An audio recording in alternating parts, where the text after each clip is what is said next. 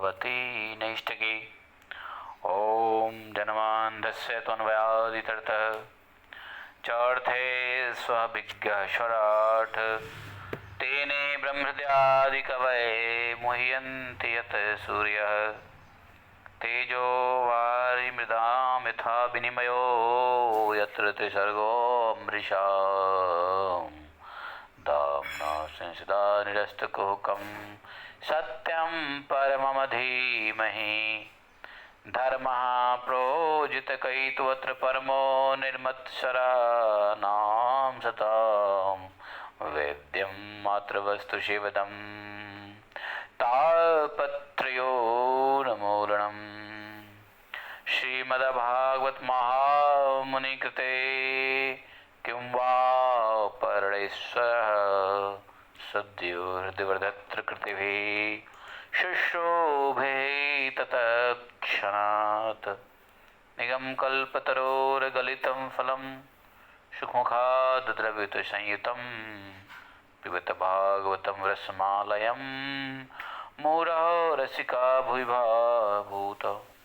हरे कृष्णा कृष्ण कृष्ण हरे हरे हरे राम राम राम हरे हरे। हरे कृष्णा कृष्ण कृष्ण हरे हरे हरे राम राम राम हरे हरे। बोले ग्रंथराज श्रीमद्भागवतम की जय। श्रीला श्रीधर स्वामी महाराज की जय। श्री नरसिम्हदेव भगवान की जय। प्रहलाद महाराज की जय। शिलप्रपाद की जय। गुरु महाराज की जय। जय जय श्री राधे। तो आज हम लोग पढ़ने वाले हैं 24वां अध्याय 24th चैप्टर। हरे कृष्णा। मैंने सभी वीडियो अपलोड कर दिए हैं कल, सारे वीडियो कल अपलोड कर दिया है। प्ले स्टोर में अवेलेबल है। हाँ सॉरी, प्ले स्टोर कहते हैं, प्ले लिस्ट में। हरे कृष्णा। आज कौन सा दिन है? आज दिन कौन? हाँ बुधवार है। आपके यहाँ बुधवार है? अच्छा, आप तो इधर ही हो। हमारे तो मंगलवार है प्रभु जी अभी। हाँ बढ़िया बढ़िया बढ़िया। मंगलवार जय हो। मंगल मंगल मंगल मंगल। माधव जी। जी महाराज। आपकी प्रेरणा से जी हमने भी कल निर्जला रखा भगवान कृष्ण की याद। जय जय श्री राधे। 27 घंटे व्रत किया हमने। वाह वाह वाह वाह वाह। और भगवान के मंदिर में जाके सेवा भी की 8 घंटे। जय जय। Food and water. वाह वाह वाह। और रात को 2 बजे प्रसाद लगने के बाद आए। और कुछ फीलिंग नहीं हुआ होगा? सब बढ़िया फील हुआ होगा? बहुत बहुत बढ़िया। हाँ सही बात। सुनो मेरी बात। हाँ सुनाइए। तो टेम्पल प्रेसिडेंट खड़ा था बाहर, मेरे को बोलता thank you very much, you are doing lot of सेवा। हाँ ही इज गोरा। हाँ तो मैं उसको बोला आई एम निर्जला फास्टिंग टुडे। हाँ He says, Nirjala, I said, yes. हाँ He said, oh my God. I told him, my Shiksha Guru told me to do Nirjala because it is equal to 26 Ekadashis. He said, I don't know. Maybe I will do next year. आपने उसको आग लगा दी है? नहीं, किसी और ने भी मेरे को वेरीफाई किया। He says कि yes. Do Nirjala on Janmashtami, it is equal to 26 Ekadashis. सही है सही है सही है। बहुत बढ़िया बहुत बढ़िया। थैंक यू वेरी मच प्रभु जी। Hari Hari Hari Hari Hari Hari Hari Hari Hari Hari. Thank you very much. आपने साहस किया। और देखो, निर्जला कभी कभी करने से शरीर के बहुत सारे रोग अपने आप भाग जाएगा। That you will get result. है more it is a death like experience. हाँ जीते जी बिल्कुल। तो आगे पढ़ते हैं। जो एसोसिएशन ऑफ डिवोटीज है, सत्संग है, ये दैट्स वेरी इंपॉर्टेंट। जो हम आपसे सुनते हैं, शिक्षा ग्रहण करते हैं, हमारे को बड़ा फायदा होता है। जय जय श्री राधे श्री राधे। सुनने का तभी फायदा है ना जब उसको इम्प्लीमेंट किया जाए, और सुनने का मतलब है इम्प्लीमेंटेशन। तो इम्प्लीमेंटेशन हो रहा है मतलब वो ज्ञान कार्य में हो रहा है, अच्छी बात है। Shri Radhe Shri Radhe. All glories to Srila Prabhupada, all glories to guru and Gauranga, अपना कुछ नहीं अंगा। ठीक है,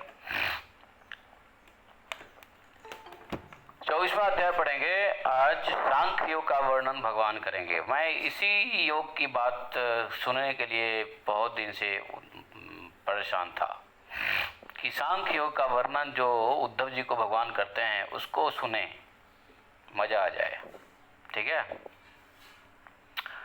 वैसे एक बात बताऊं, 24 घंटे का सबसे बेस्ट आवर यही होता है जब भागवतम होता है, और इसलिए इस घंटे की इंतजार रहती है कि कब सुबह होवे, कब 7 बजे, कब बैठ जाएं, सब कुछ छोड़ के। नहीं, आप लोगों को ऐसा होता है क्या इंतजार 7 बजे का? होता है, दिनेश लोगों को होता होगा, पक्की बात है। तो this is the best hour of 24 hour, क्या बोलते हैं। तो यहाँ पर भगवान सांख्य योग का वर्णन करेंगे। श्री भगवान उवाच अथ ते संप्रवक्ष्यामि सांख्यं पूर्वै विनिश्चितं यद्विज्ञाय पुमान् सद्यो जह्या द्वैकल्पिकं भ्रमम्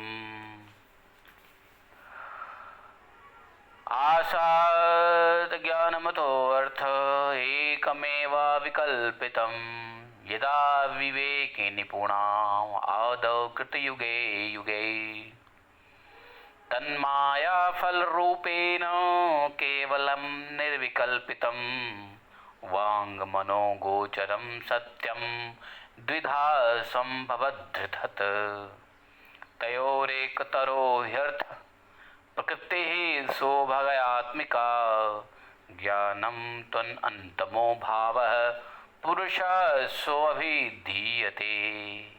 वाह वाह वाह वाह वाह, क्या बात है।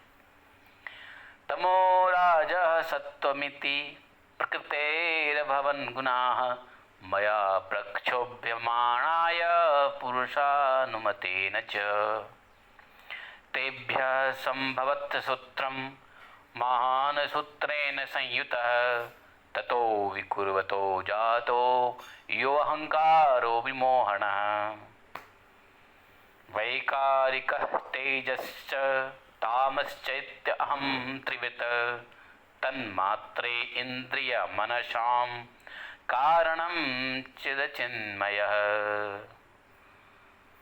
ओह, कितना बढ़िया बढ़िया बात बता रहे हैं। देखो, ये संस्कृत का श्लोक भी ऐसा लगता है कि बिना रुके पढ़ते रहें, लेकिन और अधिक समझने के लिए रुकना पड़ेगा।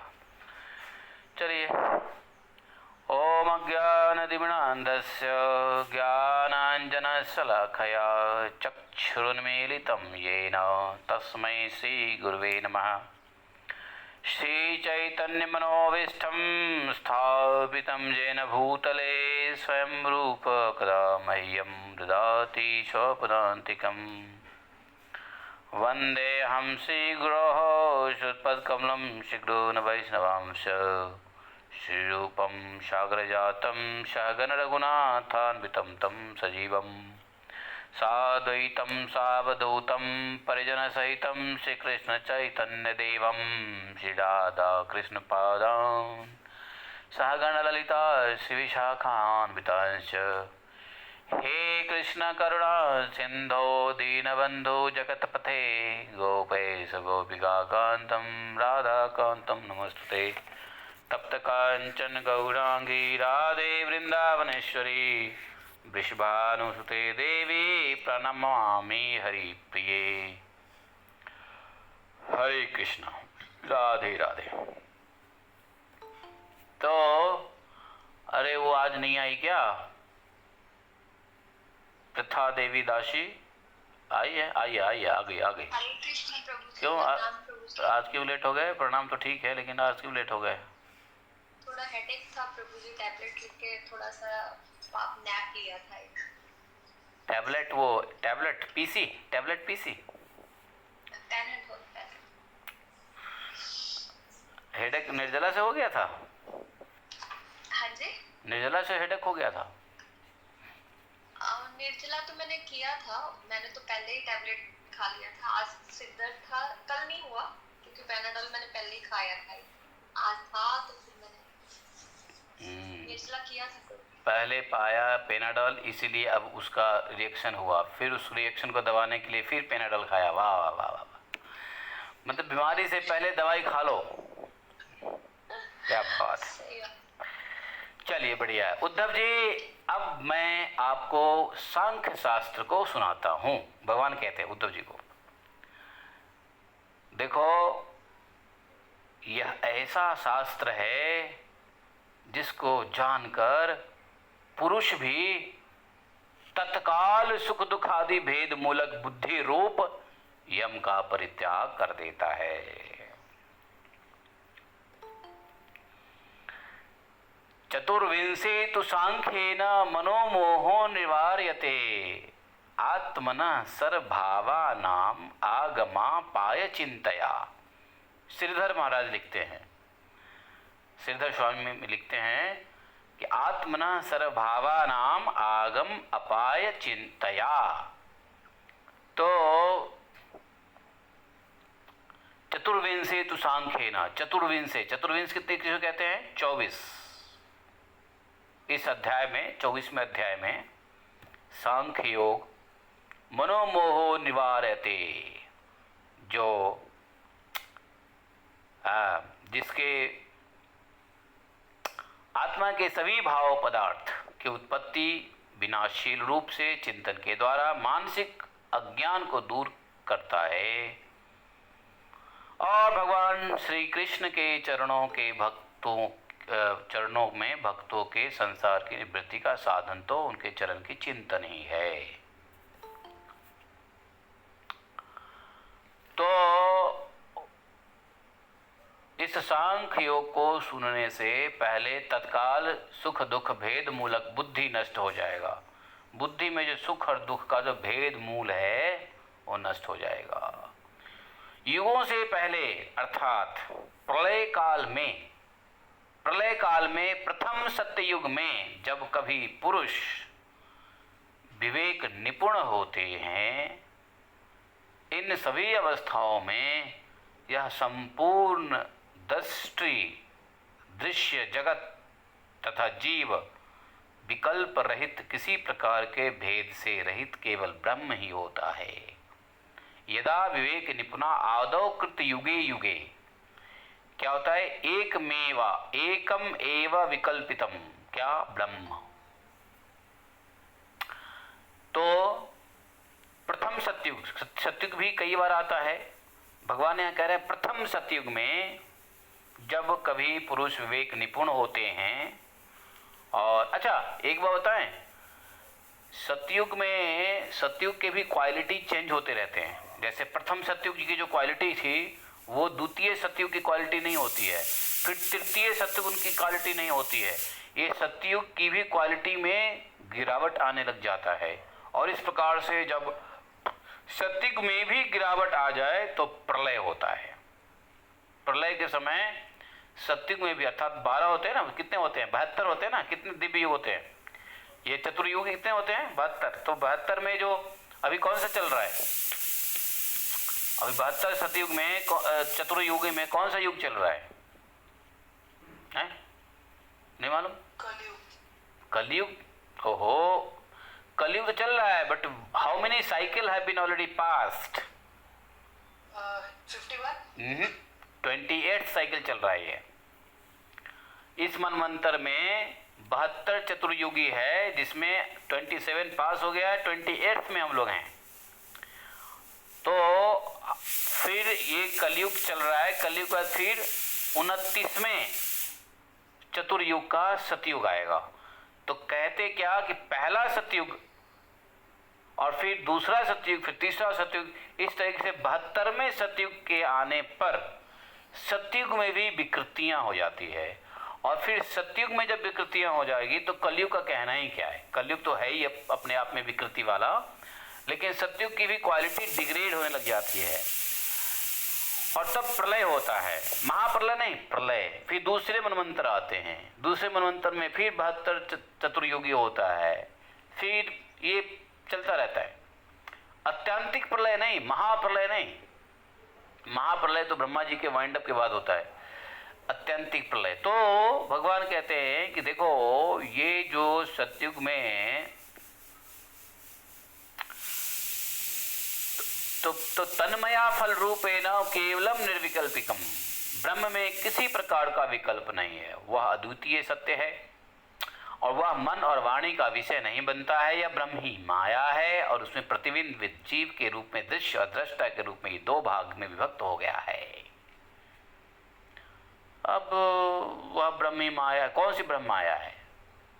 जो मन और वाणी का विषय नहीं बनता है और किसी प्रकार का विकल्प नहीं है ब्रह्म में, अर्थात वह अद्वितीय सत्य है। उन दोनों भागों में से एक भाग को प्रकृति कहते हैं और वही कार्य कारण रूप हो गई। तो यहाँ दो भाग होगा, देखो ध्यान से सुनिए। तो या पहले कहा कि जो पहले सतयुग है, युगों से पहले, अर्थात प्रलय काल में प्रथम सतयुग में जब कभी पुरुष विवेक निपुण होते हैं, ऐसी अवस्थाओं में पूरा दृश्य जगत तथा जीव विकल्प रहित, किसी प्रकार के भेद से रहित केवल ब्रह्म ही होते हैं। सारा जीव चूंकि ब्रह्म में समा जाता है ना।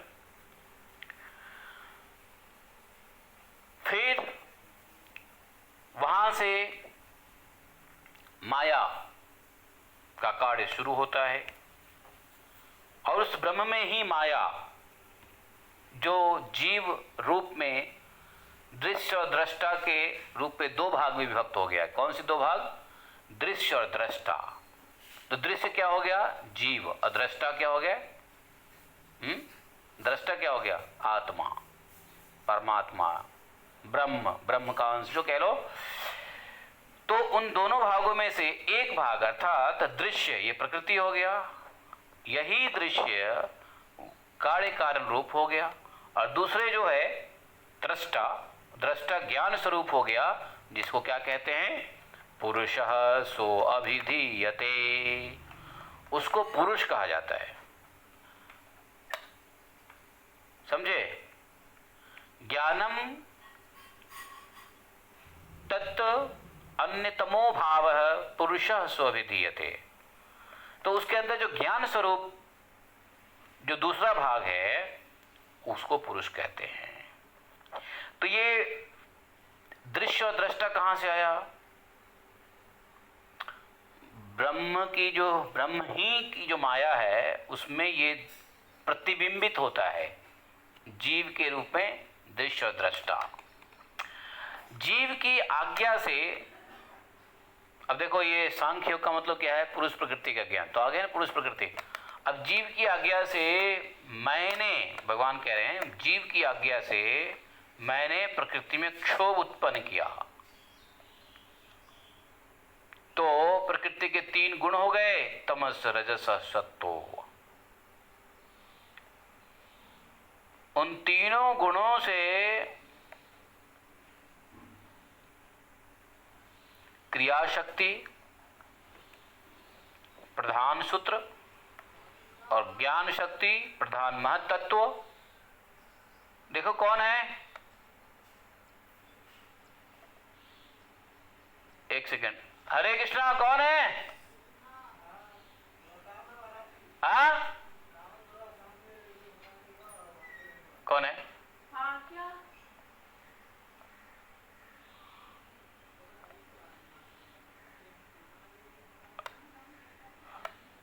कौन है? सामने कह रहे कोई मकान बन रहा है, कह रहे आपसे कुछ हेल्प चाहिए। अरे क्या चाहिए?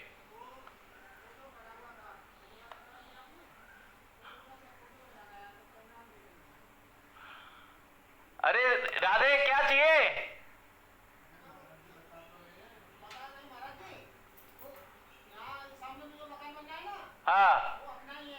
हाँ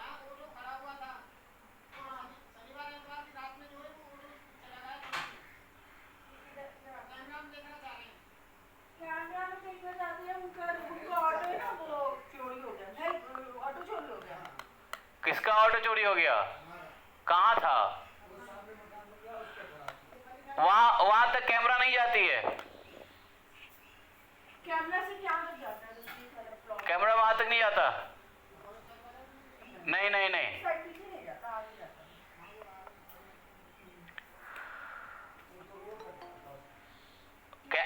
कैमरा वहां तक नहीं जाता जी। नहीं वहां तक नहीं जाता, बस प्लॉट तक जाता है। ये सामने में चोरी हो गई क्या? अरे चोरी हो गया तो क्या हो गया, जाने दो।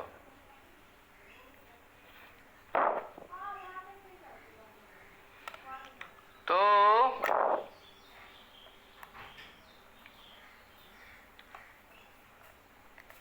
कहाँ? जो वो घर बन रहा है वो क्या है? सड़क पे जो घर नहीं बन रहा है? हाँ हाँ, वो वैसे वो कैमरा वहाँ पूरा कवर करता तो है, छोड़ दो, रहने दो। अभी रात में थोड़ी नहीं इतना दूर वो कैच करेगा अंधेरे में। तो राधे राधे। जीव की आज्ञा से भगवान कहते हैं कि मैंने प्रकृति में क्षोभ उत्पन्न किया और प्रकृति के 3 गुण हो गए, और तीनों गुण से क्या उत्पन्न हुआ मालूम है? क्रिया शक्ति जो प्रधान सूत्र और ज्ञान शक्ति महत्तत्व महान प्रकट हुए, और दोनों परस्पर में मिले हुए हैं। महत्तत्व में विकार होने पर अहंकार प्रकट हुआ, और वह अहंकार ही जीव को मोहित करता है। तो महत्तत्व महान प्रकट। तो महत्तत्व को ज्ञान शक्ति प्रधान और क्रिया शक्ति प्रधान तीनों, तो आपस में ये महत्तत्व और क्रिया शक्ति प्रधान सूत्र मिले हुए होते हैं। और महत्तत्व में जब विकार हुआ तो अहंकार प्रकट हुआ, और वह अहंकार ही जीव को मोहित करता है। वह अहंकार भी 3 प्रकार का बताया है, सात्विक, राजसिक और तामसिक अहंकार। 5 तन्मात्रा, इंद्रिय और मन का कारण है। 5 तन्मात्रा, इंद्रिय और मन का कारण है, इसलिए वह जड़ एवं चेतन उभयात्मक है। जड़ और एवं चेतन उभयात्मक है। अच्छा थोड़ा पढ़ो, आगे समझ में आ जाएगा। तो तामस अहंकार में 5 तन्मात्राएं उत्पन्न हुई। तामस अहंकार में 5 तन्मात्राएं उत्पन्न हुई, और उन 5 महाभूत प्रकट हुए उस तामस अहंकार से। और तेजस अहंकार से क्या हुआ? इंद्रिय। और सात्विक अहंकार से क्या हुआ? तो सात्विक अहंकार से इंद्रियों के अधिष्ठात्री देवता प्रकट हुए। तो अहंकार कैसे उत्पन्न हुआ? किसके क्षोभ से? किसमें क्षोभ हुआ तो अहंकार? किसमें विकार हुआ? महत्तत्व में विकार हुआ। तो और महत्तत्व क्या? ज्ञान शक्ति प्रधान। ये गुण से ही आया है। तो पहले प्रकृति में क्षोभ से गुण आया, और उन गुणों से अलग अलग शक्तियां उत्पन्न हुई। शक्तियों में एक महत्तत्व जिसको ज्ञान शक्ति कहते हैं, और उसमें क्षोभ होने से अहंकार हुआ।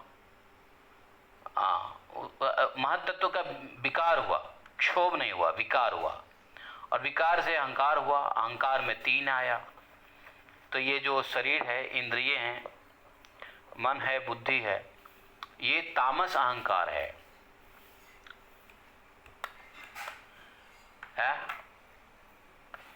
तामस अहंकार से तो वो हो गया। और तेजस अहंकार से हो गया क्या? इंद्रिय। और सात्विक अहंकार से हो गया इंद्रियों का अधिष्ठात्री देवता। अब आप बन गए, आपका शरीर तैयार हो गया। क्योंकि क्योंकि पंचमहाभूत आ गया, इंद्रियां आ गए, और इंद्रियों के साथ साथ इंद्रियों के अधिष्ठात्री प्रकट हो गए, तो शरीर बन गया। देखो, यह शरीर जीवधारी के लिए जो शरीर का निर्माण है इसी प्रकार से होता है। तो पंचमहाभूत नहीं है तो इंद्रियां कहाँ से आएंगी, और फिर पंचमहाभूत के आने से इंद्रियां का संघात होता है, और फिर इंद्रियों के आने से ही अधिष्ठात्री देवता प्रकट होते हैं। तो एक बार बताऊं, जीवधारियों के अस्तित्व से ही देवताओं का अस्तित्व बना हुआ होता है। जीवधारी के अस्तित्व से देवताओं का अस्तित्व बना होता है, क्योंकि जैसे जीव शरीर पंच तत्व जो तामस तत्व है उसको अहंकार है, उसको स्वीकारता है, और फिर उसमें आता है का तेजस अहंकार इंद्रियां, और फिर सात्विक अहंकार। तेजस अहंकार को रजोगुण भी कह सकते हो, रजोगुणी अहंकार इंद्रियां, क्योंकि रजोगुण क्या होता है, चंचल होता है, चलायमान होता है वायु की तरह। तो इसलिए तामस अहंकार जो है तो तेजस अहंकार जो है, तामस तेजस, यहाँ पे तेजस अहंकार कहा है, यहाँ पे रजोगुणी अहंकार नहीं कहा है, और यहाँ सात्विक अहंकार। तो तामस सात्विक तो एक ही शब्द है, लेकिन यहाँ पर रजोगुण के लिए तेजस कर दिया। तो भगवान कहते हैं कि मेरे द्वारा ही मया संचोदिता भावा सर्वे संहत्य कारिण, तो मेरे द्वारा प्रेरित होकर ये सभी पदार्थ मिल गए और मेरे लिए उत्तम स्थान ब्रह्मांड को उत्पन्न किया। और जब वह ब्रह्मांड जल में स्थित हो गया, तो पहले ब्रह्मांड आया, और ब्रह्मांड जब जल में स्थित हो गया तब मैं उसमें नारायण के रूप में स्थित हो गया। मेरी नाभि में विश्व नामक कमल उत्पन्न हुआ और उस पर ब्रह्मा जी का जन्म हुआ। विश्व नामक कमल, ये कहता है विश्व, पूरे विश्व, विश्व विश्व क्या है, कमल का नाम है, जो भगवान के नाभि से उत्पन्न हुआ था, और उसी पर ब्रह्मा जी का जन्म हुआ। विश्वाख्यम तत्र चात्मभूः। तो पहले क्या हुआ, ब्रह्मांड बन गया। तो पहले तो ब्रह्मांड में तीन प्रकृति में क्षोभ हुआ, तीन गुण आए, तीनों गुण से अलग अलग शक्तियां आई और उसमें विकार उत्पन्न हुआ। तो अहंकार आया, महत्त्व आए, देवी देवता आया, उसका निर्माण हुआ, और फिर वो ब्रह्मांड की कहाँ स्थित हो गया, जल में। तो ब्रह्मांड किसी से बड़ा पड़ा है, पंचमहाभूत, इंद्रियां और उसके देवता। तो इससे हो गया क्या, पिंड बन गया, पिंड, ब्रह्मांड, इंड।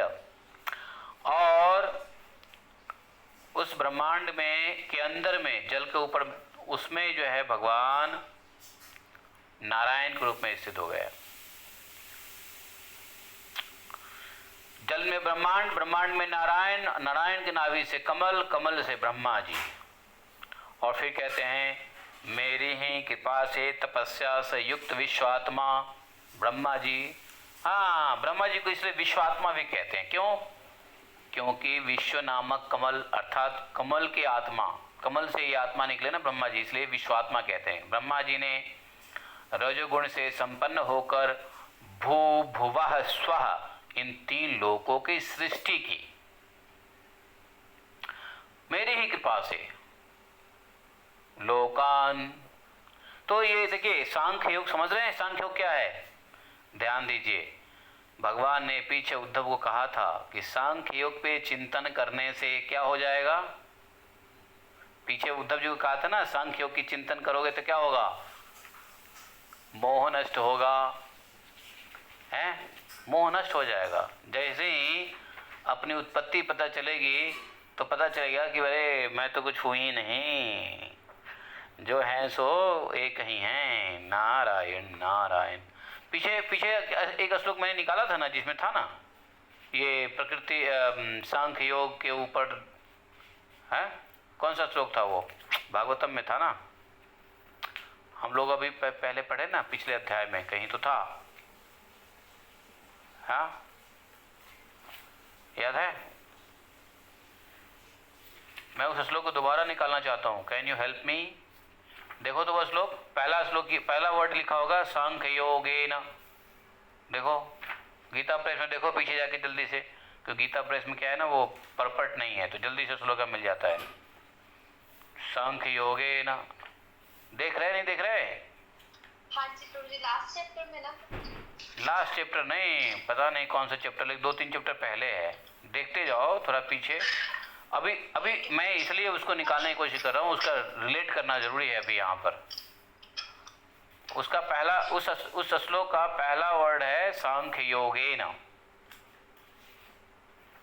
पहला वर्ड है सांख्य। मैंने मार्क भी किया था, पता नहीं ये मार्किंग। हाँ देखो 22वां श्लोक है, लिखो 11वां स्कंद का 22वां श्लोक। मैंने इससे पहले 2 बार भी इसको निकाल के आप लोगों को बताया था। 20, 11, 20, 22, 11, 20, 22।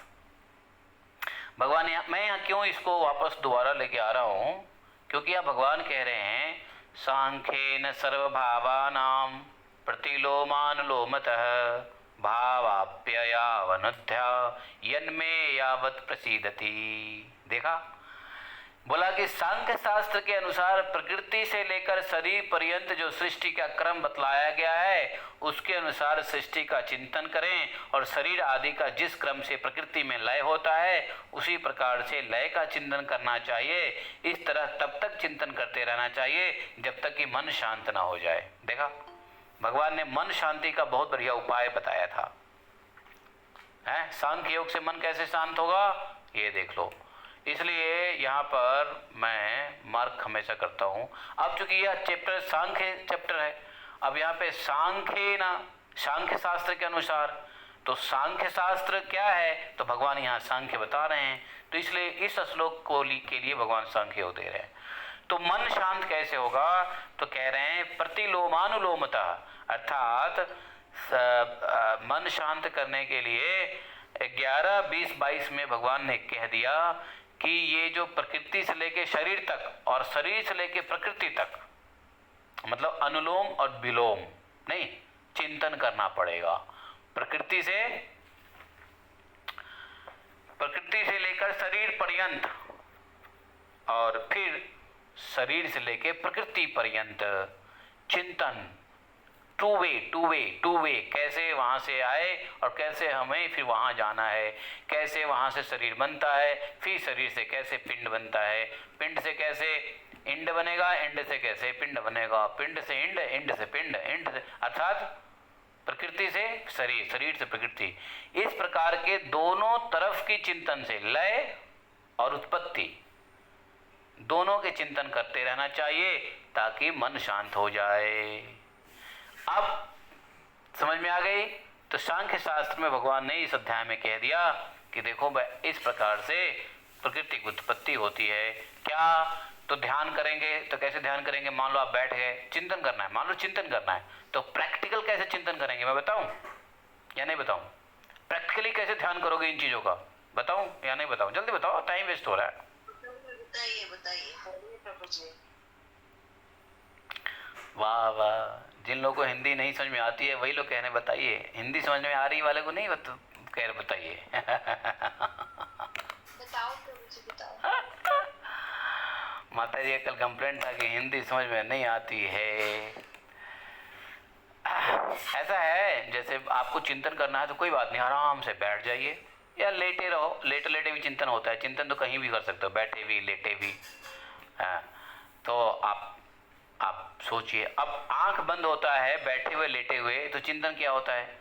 चिंतन यही होता है, घर परिवार, ये काम करना है, वो काम करना है, ये नहीं हुआ, वो नहीं हुआ, वो फलाना आया, ढिमकाना आया, वो आने वाली है, सास आने वाली है, बहू जाने वाला है, साला आने वाला है, ससुर जाने वाला है, पता नहीं, यही सब चिंतन चलती रहती है जब आप बैठेंगे और लेटेंगे तो, नहीं क्या? या ये प्रोग्राम, वो प्रोग्राम, इस प्रोग्राम में ये हुआ, उस प्रोग्राम में वो हुआ, है ना? ऐसा ही चिंतन होता है ना, मतलब कुछ ऐसे ही चिंतन होता रहता है जो या तो हो गया है, और जानते हो जो बीत गया है हम उसकी चिंतन करते हैं, और जो आने वाला है उसका हम चिंता करते हैं कि कैसे होगा, हाउ, व्हाट, व्हेन, हुम, फूज, तो चिंता करते हैं। तो वो सब भी चिंतन और चिंता, तो चिंता तो नहीं करना है, लेकिन चिंतन जो घर परिवार की होती है उसको छोड़ दीजिए। अब क्या सोचिए, बैठ जाइए, लंबी गहरी सांस लीजिए और ध्यान कीजिए भगवान ने क्या कहा था कि सतयुग से पहले, पहले सतयुग से पहले अर्थात 72 चतुर्युगी अर्थात एक मनवंतर के अंत में क्या होगा, प्रलय होता है। तो सतयुग से पहले क्या होता है, सभी जीव परमात्मा ब्रह्म में समाया रहता है, ठीक है। अब ब्रह्म से सभी जीव निकलते हैं और जीव के आगे भगवान यहाँ एक चीज बता दिया, जीव की आज्ञा के अनुसार। देखो भगवान ने एक शब्द यहाँ यूज किया, आप लोगों ने ध्यान नहीं दिया होगा। 5वें श्लोक में क्या है, पढ़ो, 5वां श्लोक है, हिंदी पढ़ो, क्या है। हाँ जी, एक मिनट। उधर मैंने ही जीवों के शुभ अशुभ कर्मों के अनुसार हाँ, तो यहाँ पर श्रीधर महाराज जी ने ट्रांसलेशन में दे दिया कि अभवन अभिव्यक्ता बभूव मया परमेश्वरेण जीवा दृष्ट प्रत्युक्त्वा दृष्टे पुरुषान भूतत्वम। तो किसी जो श्रीधर महाराज का जो हिंदी करने वाला जो साधु है, क्या नाम है उनका, जो हिंदी इन्होंने किया है उसका नाम है शिव प्रसाद द्विवेदी। हाँ, शिव प्रसाद द्विवेदी। तो शिव प्रसाद द्विवेदी ने यहाँ पे लिख दिया जीव की आज्ञा से। तो यहाँ जीव की आज्ञा का मतलब क्या है, जीव के प्रकृति, जीव के संस्कार से। जैसे गीता प्रेस ने लिखा, क्या लिखा, जीव के, मैंने ही जीवों के शुभ अशुभ कर्मों, कर्म वही संस्कार वही शुभ अशुभ जो संस्कार है जीवों का, उस हाँ प्रकृति को क्षोभ किया, प्रकृति में क्षोभ किया या प्रकृति को क्षुब्ध किया। हाँ, और इस प्रकार से 3 गुण हो गए। तो अब क्या करना है, अब आपने चिंतन करनी है। आप क्या कर रहे हो, पहले भगवान को नमस्कार कर रहे हो। कौन से भगवान को, उस ब्रह्म को नमस्कार कर रहे हो। कौन, जो सब तरफ कुछ नहीं है, सिर्फ ब्रह्म ही है। सारा नीचे देखो तो अंधेरा, ऊपर देखो तो अंधेरा, एक ही चीज ब्रह्म जो है बिल्कुल प्रकाशमान दिखाई दे रहा है और कुछ है ही नहीं। और जीव कहाँ है, जीव एक्चुअली वो ब्रह्म के गर्भ में ही होता है। प्रकृति और जीव सब के सब जो है ना ब्रह्म में ही छुपे होते हैं। आत्मा, सबके इंद्रियां, सबके अधिष्ठात्री देवता और जितने भी हैं तत्व सब छिपे रहते हैं। और जीव तो भगवत धाम गया नहीं, तो अभी देखो वहां से जीव के जो कर्म संस्कार है उसके मुताबिक अब क्षोभ होता है प्रकृति में, तो जीव जो है उत्पन्न होते हैं। तो पहले देख लो 3 गुण आया, 3 गुण से क्या आया, 3 गुण से शक्तियां उत्पन्न हुई, क्रिया शक्ति और ज्ञान शक्ति, 2 ही शक्ति उत्पन्न हुई। 3 गुण से 2 शक्ति उत्पन्न हुआ, कौन सी, क्रिया शक्ति और ज्ञान शक्ति। क्रिया शक्ति से क्या होता है, ज्ञान शक्ति से क्या होता है। और फिर महत्तत्व प्रकट हुआ। महत्तत्व कैसा प्रकट हुआ, तो महत्तत्व जो प्रकट होता है तो उस महत्तत्व मतलब महान तत्व, ऐसा महान तत्व जिसमें 3 विकार उत्पन्न होते हैं, उससे अहंकार होता है, सॉरी, उस महत्तत्व से अहंकार आया। और फिर अहंकार से ध्यान करो, ये 3 उसके अहंकार हुए, सात्विक अहंकार, राजसिक अहंकार, तेजस अहंकार और तामस अहंकार। अब यहाँ पे ध्यान चिंतन करो कि अब उस अहंकार से क्या क्या बना, तो तामस अहंकार से पंचमहाभूत आ गया। पंचमहाभूत के बाद ये इंद्रिय आया तेजस अहंकार से, और फिर सात्विक अहंकार से क्या आ गया, उसके देवता। सात्विक अहंकार से इंद्रियों का अधिष्ठात्री देवता आ गया। अब ये सब मिलके कोई शरीर नहीं हमारा बना। चिंतन में ऐसा करना है कि इससे एक पिंड बना, क्या बोला, ब्रह्मांड। अब ये संसार से प्रकृति और जीव पुरुष सब ब्रह्म में गए, तो ब्रह्म में जाने से एक क्षोभ हुआ, अलग अलग हुआ, फिर ब्रह्मांड बने। ब्रह्मांड को कहाँ रखा गया, जल में। उस ब्रह्मांड में कौन घुस गए, भगवान स्वयं घुसे, किस रूप में, नारायण के रूप में। और नारायण उस ब्रह्मांड के तरल पे लेटे हुए हैं, किसके ऊपर,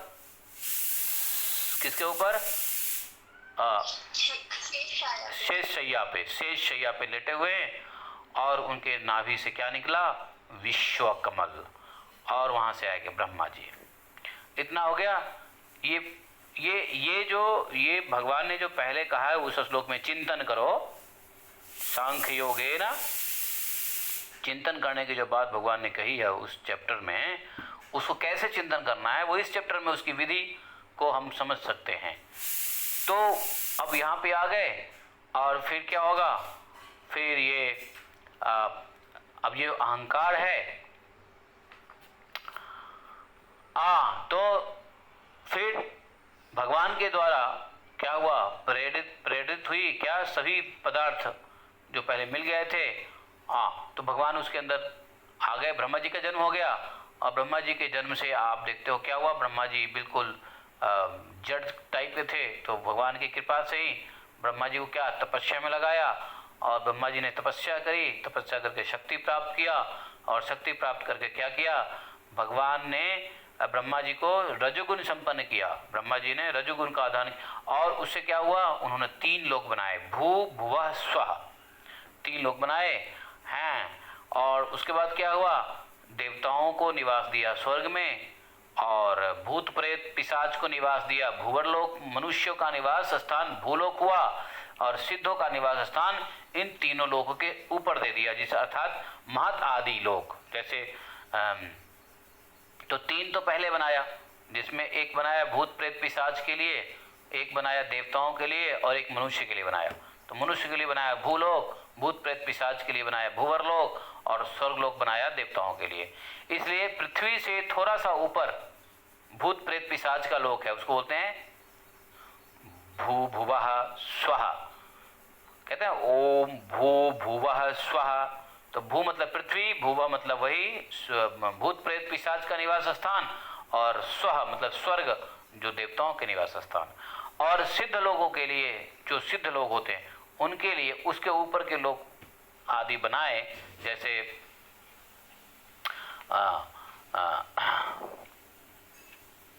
तपलोक, महालोक, जनलोक और सत्यलोक इत्यादि लोक बनाया। और सृष्टि करने में समर्थ ब्रह्मा जी नागों और असुरों का निवास किधर दिया मालूम है, भू के नीचे। नाग और असुरों का निवास नीचे दिया, भू के नीचे, भू पृथ्वी के नीचे, ठीक है। तो यहाँ पर जो है भूत प्रेत पिशाच अलग होता है, असुर अलग होता है, तो असुरों को नीचे दे दिया, अतल आदि पातालों में बनाया। तो त्रिगुणात्मक कर्म करने वाले मनुष्य आदि की सारी गतियां इन 3 लोक में होती है। तो आपने ध्यान कर लिया, चिंतन कर लिया, ओ ब्रह्मा जी आ गए, ब्रह्मा जी ने तपस्या किया, तपस्या करके शक्ति प्राप्त किया, उसके बाद ये 3 लोक बनाए, फिर ऊपर के सिद्धों के लिए बनाया, और नीचे के लिए असुरों के लिए बनाया, नागों के लिए बनाया, अतल वितल सुतल, तलातल पातातल इत्यादि इत्यादि। फिर योग तपस्या, योगस्य तपस्चैव न्यासस्य गतयो अमलः, योग तपस्या और संन्यास के द्वारा महरलोक, जनलोक, तपोलोक, सत्यलोक में उत्तम गतियां होती है, तथा भक्ति योग के द्वारा मेरे वैकुंठ लोक में गति होती है। तो योग तपस्या और संन्यास से क्या मिलेगा, महरलोक, जनलोक, तपलोक, सत्यलोक। लेकिन क्या भगवान कहते हैं मेरी भक्ति योग में अगर कोई है तो उसको वैकुंठ लोक में गति होती है। यह संपूर्ण जगत कर्म और उसके संस्कारों से युक्त है। मैं काल रूप से उनके कर्मों के अनुसार फलों का विधान करता हूँ, जो जैसा कर्म करता है उसको ऐसा फल देता हूँ। किस रूप से, मया कालात्मना धात्रा कर्म युक्तम इदम जगत गुण प्रवाह एतस्मिन् उन्जन्ति निमज्जति। तो जीवों के अपने कर्मों के अनुसार फल का विधान मैं काल रूप से करता हूँ। गुणों के प्रवाह में पकड़कर जीव कभी डूबता है, पकड़कर नहीं, पढ़कर, गुणों के प्रवाह में पड़ जाने से जीव कभी डूबता है, कभी ऊपर आता है, अर्थात कभी उसकी अधोगति होती है, कभी उच्च गति होती है। और जगत में जितने भी छोटे बड़े दुबले मोटे जितने भी पदार्थ बनते हैं वे सब के सब प्रकृति एवं पुरुष के संयोग से बनते हैं। जिसके आदि और अंत में जो रहता है वही मध्य में भी विद्यमान रहता है। विकार तो व्यवहार के लिए होता है, जैसे पार्थिव पदार्थ तथा तेजस पदार्थ। जैसे मिट्टी घट से पहले भी रहती है और विनष्ट होते होते घट मिट्टी में मिल जाती है। तो इसी तरह जिस तरह सोना तेजस आहार मुकुट आदि बनाने से पहले भी सोना रहता है और जब मुकुट को गलाया जाता है तब भी सोना हो जाता है। तो कहते हैं कि ये तो भगवान ने जो ये सब किए, ये जो तेजस पदार्थ और ये पदार्थ पार्थिव पदार्थ तेजस पदार्थ ये सब जो बनाया, ये सब तो व्यवहार के लिए बनाया। अदरवाइज वो वही हैं जो इन सब व्यवहार से बनी हुई वस्तुओं से पहले होते हैं ब्रह्म, और जो वस्तु के बाद भी होंगे। जैसे मिट्टी का एग्जाम्पल दिया और फिर सोने का एग्जाम्पल दिया।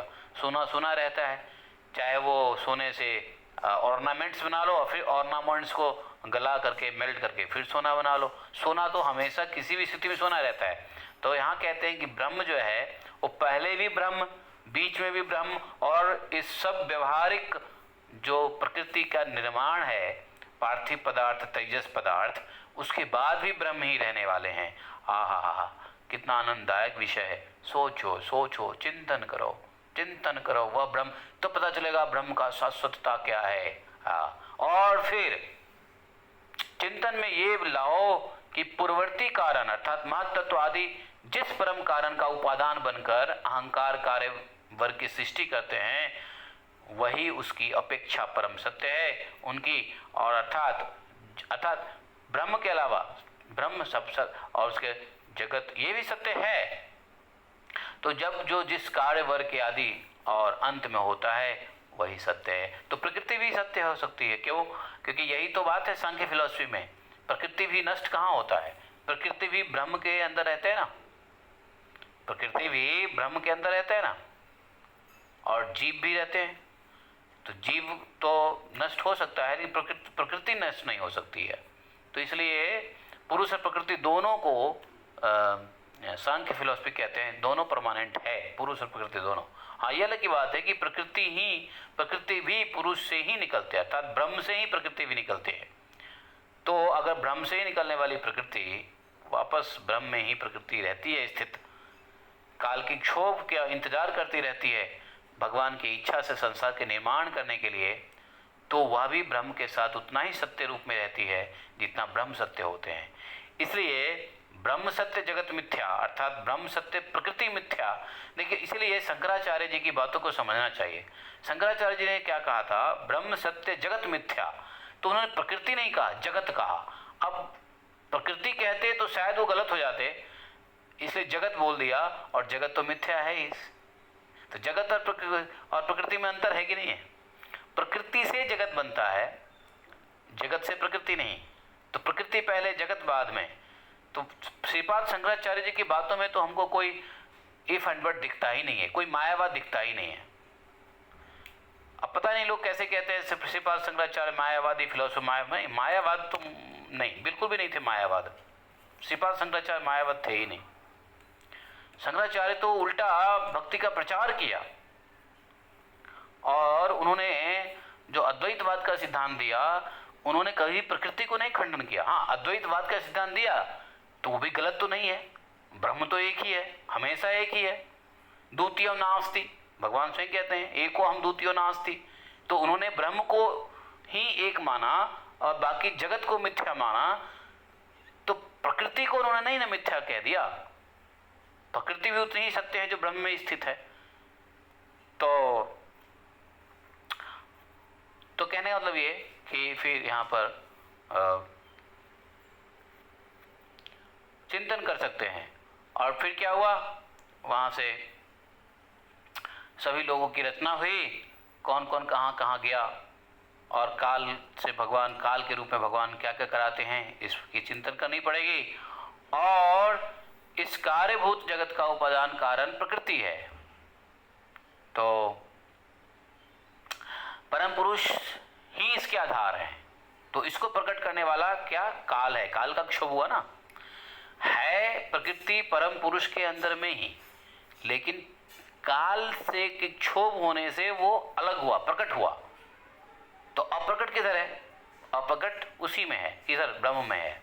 जैसे माचिस की डिब्बी ले लो, तो उसमें आग है भी और नहीं भी है। कोई व्यक्ति कहता है इसमें आग है तो वो भी सही है, और कोई कहता है माचिस के बॉक्स में आग नहीं है तो भी सही है।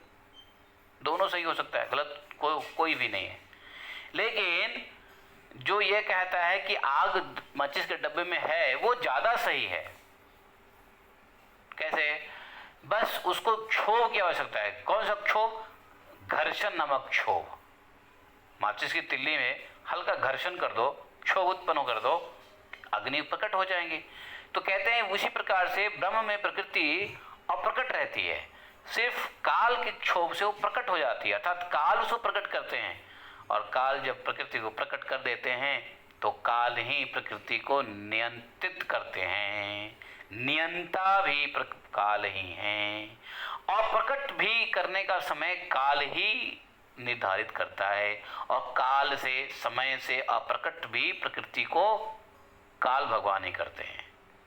तो इसका चिंतन करना पड़ेगा, और तब तक ब्रह्मांड की इच्छा शक्ति काम करती है, और जब तक उनकी पालन प्रवृत्ति बनी रहती है तब तक जीवों के कर्म भोग के लिए कार्य कारण के रूप से सृष्टि चक्र निरंतर चलता रहता है। यह विराट ही विविध लोगों की सृष्टि स्थिति संहार भूमि है। विराट क्या? विराट पुरुष। और जब मैं काल रूप से इसमें व्याप्त होता हूँ और प्रलय का संकल्प करता हूँ, तब यह ब्रह्मांड अपने सभी कंपार्टमेंट के साथ अर्थात भुवनों के साथ विनाश रूप बन जाता है। यह मर्त्य शरीर अन्न में लीन हो जाता है, अन्न बीज में लीन हो जाता है, बीज भूमि में प्रलीन हो जाता है, और भूमि गंध तन मात्रा में लीन हो जाती है, और यही लीन होने का क्रम है।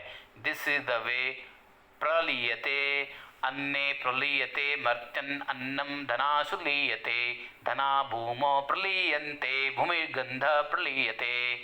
तो क्या हो गया? यह शरीर अन्न में लीन हो गया जिससे अन्न से बना था, और अन्न बीज में लीन हो गया, बीज भूमि में लीन हो गया, भूमि गंध तन्मात्रा में लीन हो जाते हैं, और ये गंध तन्मात्रा किस में लीन हो जाता है बताओ? फिर गंध तन्मात्रा किस में लीन हो जाएगा? किस में लीन हो जाएगा? वाइंड अप सोचो ना, वाइंड अप। जैसे शरीर बना तो अभी तो यही तो सोचने की बात आई, शरीर कैसे बना, फिर वाइंड अप कैसे हो रहा है? तो शरीर गया किस में? मिट्टी में। नहीं, गंध। भूमि अपने तन्मात्रा गंध में परिवर्तित हो जाती है, गंध प्रवेश कर जाती है जल में, जल अपने तन्मात्रा स्पर्श में, स्पर्श चली जाती है अग्नि में, अग्नि अपनी तन्मात्रा रूप में आ जाता है, ये रूप घुस जाता है किसमें? वायु में, वायु अपनी तन्मात्रा किसमें? स्पर्श में, सॉरी। और जल मतलब रस सॉरी, जल रस में, और वह रस घुस जाते हैं अपने ऊपर के तत्व अग्नि में, अग्नि अपने तन्मात्रा में लीन हो जाती है, तन्मात्रा चला जाता है वायु में, वायु अपनी तन्मात्रा जो है स्पर्श में, और स्पर्श की तन्मात्रा के साथ शब्द में, और शब्द अपनी तन्मात्रा सॉरी आकाश में, आकाश अपनी तन्मात्रा शब्द में, और शब्द ब्रह्म है और ब्रह्म में लीन हो जाता है। ये क्या है प्रोसेस?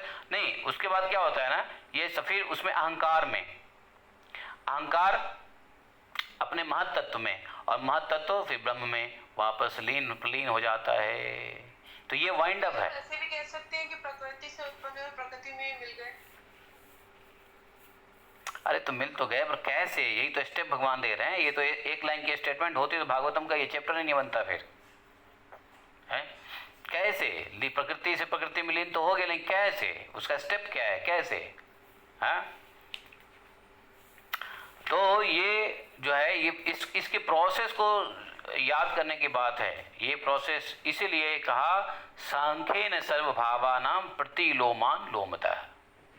तो सांख्य शास्त्र के अनुसार जो प्रकृति से लेके शरीर पर्यंत तक जो सृष्टि का क्रम बतलाया है, उसको उल्टे और सुलटे चिंतन करने से मन शांत हो जाएगा। उसको चिंतन करने से मन शांत कैसे होगा?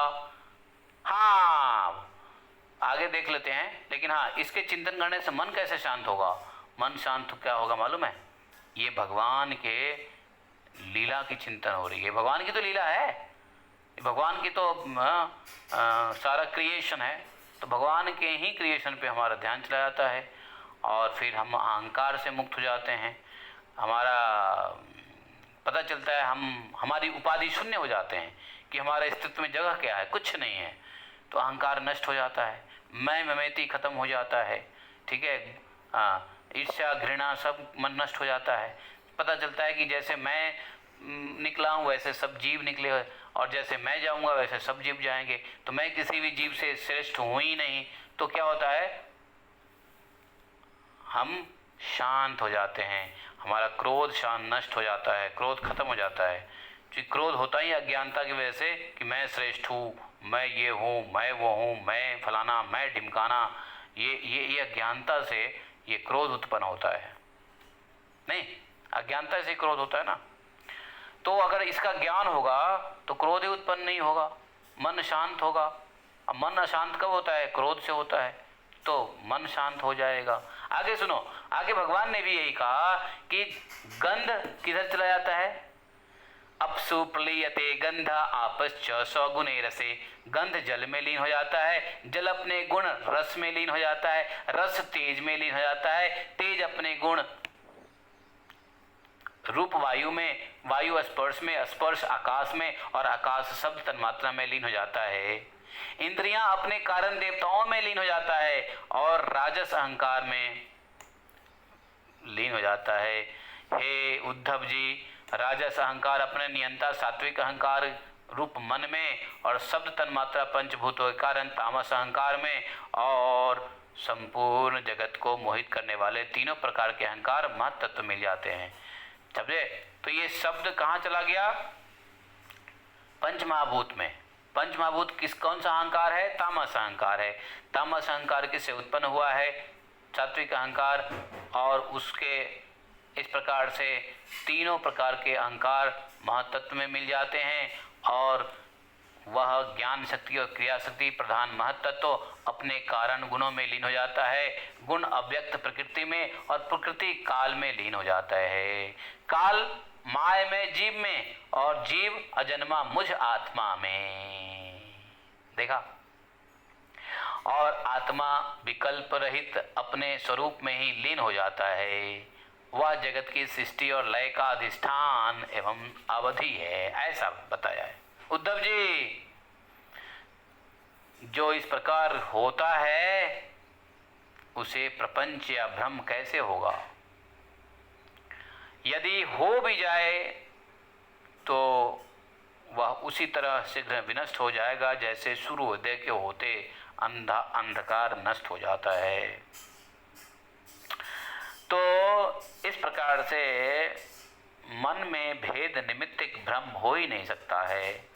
यदि किसी प्रकार का भेद हो जाए तो वह हृदय में टिक नहीं पाएगा ज़्यादा दिन। क्यों? सारे भ्रम कहते हैं ऐसी चिंतन से नष्ट हो जाएगा। उद्धव जी, मैं ये कार्य और कारण दोनों का साक्षी हूँ, कार्य कारण दोनों का साक्षी हूँ। मैंने तुम्हें सृष्टि से प्रलय और प्रलय से सृष्टि तक की संख्या बतला दी। देखा? भगवान अभी उद्धव जी को इस श्लोक में कह दिया है कि प्रति लोमान लोमाभ्याम परावर दिशा मया। वापस जाओ उसी श्लोक में। देखो, वापस जाओ उस श्लोक में। भगवान ने क्या कहा था उसमें? आदेश क्या दिया था? लोम प्रति लोम, यही था ना? हाँ, यही तो था ना जी। 22वां श्लोक में क्या था? सांख्येन सर्वभावानां प्रतिलोमानुलोमतः, यही था ना? प्रतिलोमानुलोमतः। अब यही प्रतिलोमानुलोमतः का यहाँ बता दिया भगवान उद्धव को 29 में। देखो, प्रतिलोमानुलोमाभ्याम परावरादृशया मनः। देखा, मैं उस श्लोक क्यों बार बार कह रहा हूँ? क्योंकि उस श्लोक का लिंक यहाँ पे दिया हुआ है। ये कोई कंप्यूटर नहीं है कि टाइप करो लिंक आ जाएगा। अरे भाई, ये दिमाग से निकाल के बता रहा हूँ आपको। क्यों? Linking the shlokas. तो ये कहाँ पे वो 20वें अध्याय में, कहाँ 20वें अध्याय में इस बात को बताया, और इस बात को वो 25वें 24वें अध्याय में बता रहे हैं। हाँ, देखा? भगवान भूलते ही नहीं है कि मैंने कहाँ पे क्या बोला था और उसको मैं सरल कर दूं। भगवान खुद सरल करके दे रहे हैं, इसमें कोई वो है ही नहीं। हमारी बुद्धि थोड़ी सी स्थिर होनी चाहिए समझने के लिए। कहाँ लोग नाना प्रकार के तात्पर्य में फंसे रहते हैं।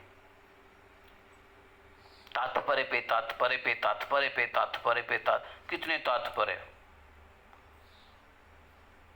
और अधिक तात्पर्य से व्यक्ति क्या हो जाता मालूम है, ज्ञान की तत्परता खो देता है। जानते हो, जब भगवान के बातों में बहुत अधिक तात्पर्य हो जाए तो ज्ञान की तत्परता खत्म हो जाती है। You will lose the interest of finding the truth. Why? क्योंकि भगवान ने कहा, भगवान के बाद एक आचार्य ने कह दिया, आचार्य के बाद उसके शिष्य ने कह दिया, शिष्य के शिष्य ने कह दिया, फिर पता नहीं जितने मुख से सुनते हैं तात्पर्य के ऊपर तात्पर्य। तो भगवान का तात्पर्य बहुत जगह पे लॉस हो जाता है। इसलिए डायरेक्ट देखो, भगवान यहाँ पे कहा ये सर्वभावानां प्रतिलोमानुलोमता, यहाँ पे कह दिया यही प्रतिलोम और अनुलोम है जो मैंने तुमको बताया। कहाँ? सृष्टि के उत्पन्न होने से सृष्टि के अंत तक जो मैंने जितनी संख्या थी बतला दी। इसमें संदेह की गांठ कट जाती है। There is no doubts. संशय ग्रंथि भेदनः एष सांख्य विधि प्रोक्त। ऐसे मैंने सांख्य विधि बताया है जिसे संशय ग्रंथि भेदनः। मैंने तुम्हें सृष्टि से प्रलय और प्रलय से सृष्टि तक की संख्या विधि बतला दी, जिससे संदेह की गांठ कट जाती है और पुरुष अपने स्वरूप में स्थित हो जाता है। समझे? यहाँ पर यह अध्याय समाप्त होता है। 24 चैप्टर, वंडरफुल चैप्टर। तो 20वें अध्याय में जो भगवान ने कहा था कि भैया मन को शांत करो, कैसे? सांख्येन सर्वभावानां प्रतिलोमानुलोपतः, उसके लिए भगवान ने यहाँ पे बता दिया सृष्टि की उत्पत्ति और सृष्टि का लय। लय, विलय, प्रलय, निलय। निलय मतलब निकलना और प्रलय मतलब विलीन हो जाना। तो तो इसलिए प्रभु जी, हरे कृष्णा प्रभु जी। हाँ जी प्रभु जी, कैंटो चैप्टर पूरा बता दीजिए ना, कैंटो चैप्टर और श्लोका नंबर। कौन सा, क्या, किसका बताऊं? अभी जो कर रहे हैं उसका। ओहो, पूरी रामायण हो गई। ये हम लोगों ने पढ़ा 24th चैप्टर, 11-24 12 में हम घुसे ही नहीं माता जी। अभी 11 में चल रहे हैं हम लोग। 12 में घुसेंगे तो बहुत बढ़िया भंडारा करके घुसेंगे। हम हर कैंटो में घुसते हैं तो भंडारा करते हैं। श्लोका नंबर प्रभु जी। पूरी चैप्टर फिनिश हो गया, श्लोका नंबर क्या बताऊं? हाँ ठीक है, ओके हरे कृष्ण। ये पता नहीं आप लोग बड़ा नंबर श्लोका कैंटो के पीछे पड़े रहते हो। विच श्लोका, विच कैंटो, विच चैप्टर फिनिश हो गया, आप श्लोका नंबर पूछ रहे हो। प्रभु जी वही तो प्रभु जी, हर दिन सुनते तो हैं पर उसके बाद सोचते हैं कि पढ़ेंगे बुक निकाल के, पर वो होता नहीं है, तो ऐसा ही रह जाता है। तो आज सोचा फिर से निकाल के पढ़ेंगे, आज कैसे भी एटलीस्ट श्लोका या ट्रांसलेशन सिर्फ पढ़ेंगे, इसके लिए पूछा। देखो, नवधा भक्ति में कहा गया है श्रवणम, पठनम नहीं कहा गया, श्रवणम। इसलिए ध्यान से सुन लो, सतयुग के स्टूडेंट हो जाओ, जो ध्यान से सुन लो और उसको हृदय में रख लो। क्योंकि श्रवणम कीर्तनम विष्णु, श्रवण के बाद पढ़ोगे तो कीर्तन कब करोगे? सुनने के बाद, श्रवणम के बाद क्या करना है? कीर्तन करने लग जाना है, नाचते हुए, डांस करते हुए। यहाँ पढ़ने का टाइम कहाँ है जीवन में? इसलिए सुन लो और बस नाचने लग जाओ। हरि बोल, हरि बोल, हरि बोल, हरि बोल। क्या बात है! सांख्येन सर्वभावानां हरि बोल, हरि। हैं? आपके पास किताब है, हम लोग के पास किताब नहीं है, और हम क्या करें फिर? सुनो माता जी, वेदाबेस तो है ना, वेदाबेस, हिंदी वेदाबेस। सॉरी प्रभु जी, हिंदी वेदाबेस भी आता है, तो आप डायरेक्टली ऑनलाइन पढ़ सकते हो। अरे भाई, आपके लिए हम पढ़ ही रहे हैं, आप सिर्फ सुनो। हम तो कह रहे हैं कि हम आपके लिए मेहनत कर रहे हैं, पढ़ रहे हैं, आप सिर्फ सुनो। प्रभु जी, पर थोड़ा तो वापस खुद भी पढ़ना चाहिए ना, एक बार सुन के थोड़ी याद रहता है। तो अरे तो वापस फिर भागवतम सुनाएंगे ना आपको, अगले से फोर्थ राउंड। अभी थर्ड राउंड चल रहा है भागवतम, फोर्थ राउंड में आएंगे, फिर से सुनेंगे। प्रभु जी, एक बार इसे शॉर्ट फॉर्म में बता दीजिए आज वाला। क्यों शॉर्ट? चला गया। हाँ तो भी बहुत फर्क पड़ रहा है। नहीं, वंडरफुल रिकॉर्डिंग्स हुआ है, मैं अपलोड कर दूंगा, आपको भेज दूंगा। हाँ, डोंट वरी, इसको दोबारा से बार बार रिवाइंड करके पढ़ लो। रिकॉर्डिंग हमने कल तक का सारा अपलोड कर दिया है, कल तक का सारा अपलोड कर दिया। 10-15 वीडियो जो पेंडिंग थे सब अपलोड कर दिया मैंने कल। तो ये जो है यहाँ भगवान ने कह दिया एश मतलब दिस सांख्य विधि, प्रोसेस ऑफ सांख्य शास्त्र प्रक्त आई स्पोकन टू यू संशय ग्रंथि भेदन which is weapon to cut all the doubts. Pratilomanulomaabhyam, by thinking it's the way, like, you know, ascending and descending. If you think this Sankhya process, ascending and descending way, क्या होगा? Paravar Maya. You will be situated in own form, पुरुष form, ठीक है। तो इसलिए हमने आपको बता दिया। अब जो है ये 24वां अध्याय संपन्न हो गया। जय जय श्री राधे। तो सांख्य योग से मन शांत कैसे हो गया देख लो। इस प्रकार से मन शांत हो जाता है बिल्कुल, क्योंकि मन फिर विरक्त हो जाएगा। जो मनुष्य संसार से विरक्त हो गया है, देखो, तथा जिसको संसार के पदार्थों में दुख की बुद्धि हो गई है, वह अपने गुरु के उपदेश को भली भांति समझकर बार बार अपने स्वरूप के चिंतन में संलग्न रहता है, और उसका मन जो शरीर अनात्मा शरीर आदि में आत्म बुद्धि बना है, वह शीघ्र ही अपनी चंचलता का परित्याग कर शांत हो जाता है।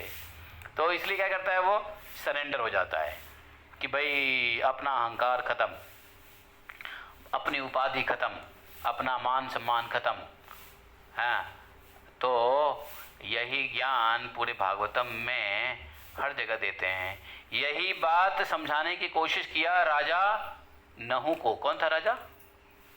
अरे वो राजा नहु था, कौन था?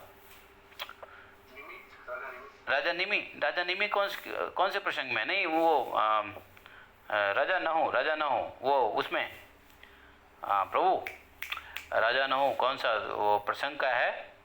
अरे वो जड भरत रहुगण, राजा रहुगण। हाँ, निमि ने, राजा नहु नहीं, रहुगण। तो राजा रहुगण को यही तो समझाने की कोशिश किए थे कि तुम सोचते हो तुम राजा हो, तुमको मालूम है शरीर क्या है। यही प्रतिलोम और लोम प्रतिलोम का ज्ञान देने की कोशिश किए थे कि तुमको गुस्सा आती है, तुम सोचते हो राजा हूं मैं, और ये जो कहार लोग जो घूम रहे हैं इस पे तुम गुस्सा करते हो। तुम सोचो ये अलग है, तुमसे ये अलग किस प्रकार से है, या ये तुमसे अलग किस प्रकार से है। यही ज्ञान दिया उसको जड भरत ने। और जैसे ही ऐसी बातें करना शुरू किया तो रहुगण को तो ऐसा मिर्ची लगी, मतलब अच्छा वाला मिर्ची लगा, सात्विक मिर्ची लगी, और वो तो तुरंत जो है लौट गया चरण में कि आप कोई महान ज्ञानी लग रहे हैं, आप इस भेष में कोई महान ज्ञानी हैं, बताइए कौन है। अब तो आप बता ही दीजिए, जिस ज्ञान के लिए मैं गुरु जी के पास जा रहा था वो ज्ञान तो आप ही दे रहे हो, तो आप बताओ आप कौन हो। तो उन्होंने बहुत कहने पे अपना परिचय दे ही दिया, और यही ज्ञान। और भागवतम में हर जगह यही ज्ञान, यही सांख्य को इतना जिप फाइल में करके गीता में दे दिया, और उसको अलग अलग संतों और भक्तों और भगवान के पार्षदों और गुरुओं और यहाँ तक कि अवधूतों के रूप में इसी सांख्य ज्ञान का अनफोल्डिंग्स होता गया। तो अब जो है, अब यहाँ पे इस 24 चैप्टर से सांख्य योग का लोम प्रतिलोम तो समझ में आ गया, सांख्य शास्त्र।